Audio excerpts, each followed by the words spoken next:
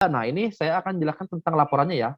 Nah, nanti, apa sih manfaat rekan-rekan, menginput di aplikasi ini? Nah, ini contoh ya. Untuk petugas pendaftaran, manfaatnya selain data pasiennya aman di aplikasi kita, nanti ketika rekan-rekan menginputkan di aplikasi kita mulai dari, pagi sampai pelayanan selesai, itu nanti rekapannya akan muncul nih di sini. Tinggal klik laporan, lalu kunjungan pasien. Nah, nanti di sini akan muncul data-data pasien tersebut. Seperti ini, kan ini ada 2 pasien nih. Ini data-datanya akan muncul secara otomatis. Dan ini juga kita bisa, mengambil ya, misalkan per hari, per 2 hari, per 1 bulan pun kita bisa. Maksimalnya kita per bulan. Tinggal disesuaikan saja tanggalnya. Lalu di sini juga ada filternya nih, misalkan jenis kunjungan pengen yang mencari baru saja, itu tinggal di-find-kan saja filter-filternya. Dari umur, jenis kelamin, bahkan asuransinya juga. Nah, itu silakan. Nah, di sini tadi ketika kenapa saya alamat per pasien harus diisi, karena nanti di sini akan muncul data-data, bisa difilter nih. Misalkan saya ingin memfilter yang dari Kelurahan Balai Endah saja.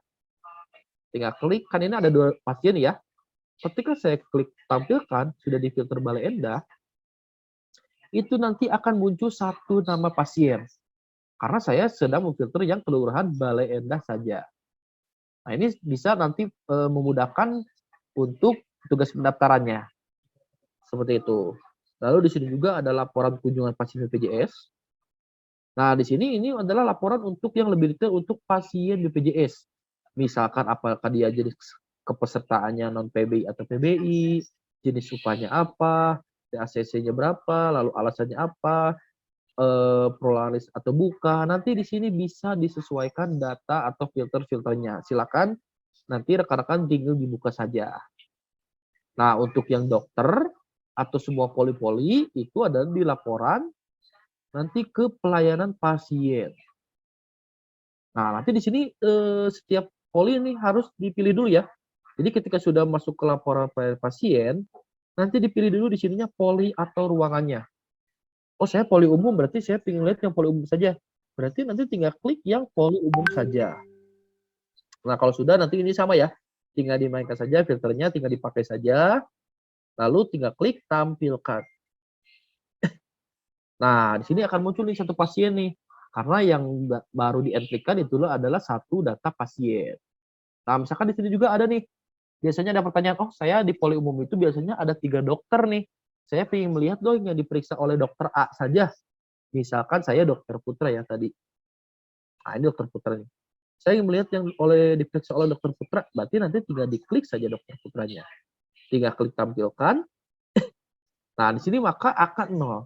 Kenapa 0? Karena emang dokter Putra belum menginputkan atau meng-entry si data pasiennya, seperti itu. Karena yang tadi yang diinputkan itu adalah, nah yang menginputkan itu tadi saya menginputnya atas nama dokter Fauji nih. Jadi nanti di sini akan terfilter ya. Apakah dokter Fauji saja, dokter misalkan siapa saja, itu silakan tinggal diinputkan saja dokter tenaga medisnya. Kalau misalkan tidak ada dokter medisnya, berarti itu dicampur oleh semua dokternya. Lalu di sini ada fitur pencari diagnosa ya. Oh, misalkan saya ingin lihat yang di poli umum yang penyakitnya di kosong saja, itu bisa. Nanti silakan tinggal diinputkan saja. Nah, lalu di sini juga untuk yang dokter di sini akan ada laporan penyakitnya nih nanti rekan-rekan. Jadi nanti untuk rekan-rekan kalau misalkan ingin mencari 10 penyakit terbanyaknya, itu nanti bisa di sini.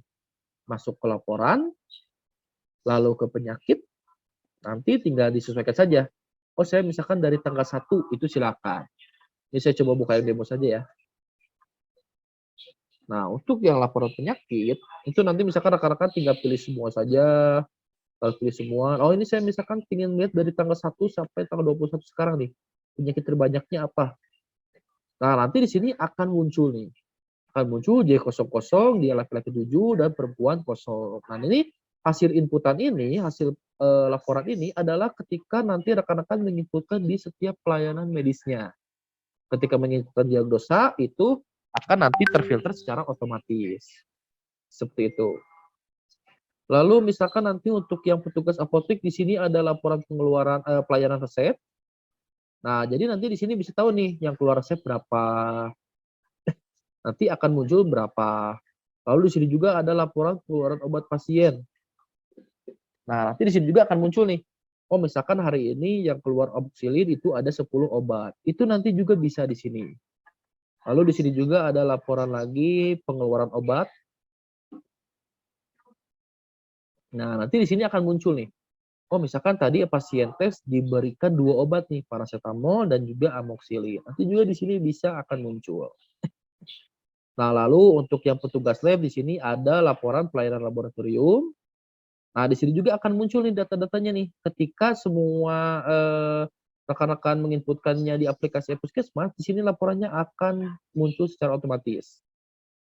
Nah, pemeriksaannya apa, hasilnya apa, tanggalnya pun nanti akan muncul. Seperti itu rekan-rekan.